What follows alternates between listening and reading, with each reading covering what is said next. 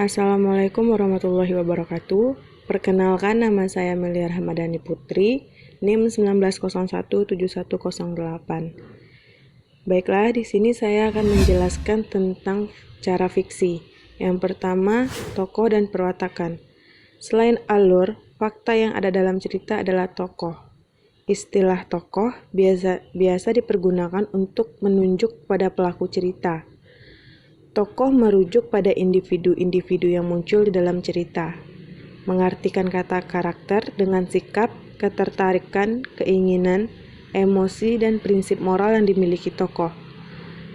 Tokoh terbagi atas 3. Yang pertama, penokohan dan perwatakan.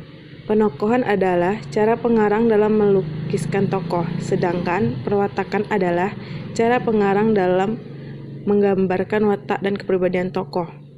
Yang kedua, jenis tokoh. Tokoh sederhana adalah tokoh yang sifat dan tingkah lakunya datar, monoton, dan hanya satu waktu tertentu yang dicerminkannya. Berbalik dengan tokoh sederhana, sifat dan tingkah laku tokoh bulat mengalami perubahan. Yang ketiga, motivasi tokoh. Motivasi bisa dibedakan menjadi 2 jenis, yaitu motivasi spesifik atau partikular, dan motivasi dasar atau umum. Motivasi spesifik adalah alasan atau reaksi spontan yang mungkin tidak disadari yang ditunjukkan oleh adegan atau dialog tertentu. Sedangkan motivasi dasar adalah suatu aspek umum dari satu tokoh atau dengan kata lain hasrat dan maksud yang memandu sang tokoh dalam melewati keseluruhan cerita. Motivasi dasar adalah arah tempat seluruh motivasi spesifik bermuara. Yang kedua, mengkaji tokoh dan perwatakan karya fiksi.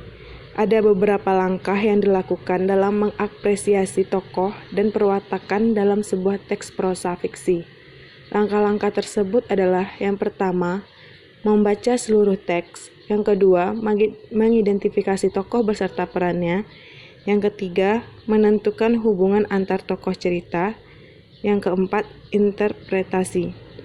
Baiklah, hanya itu yang bisa saya sampaikan. Terlebih dan terkurang saya mohon maaf. Assalamualaikum warahmatullahi wabarakatuh.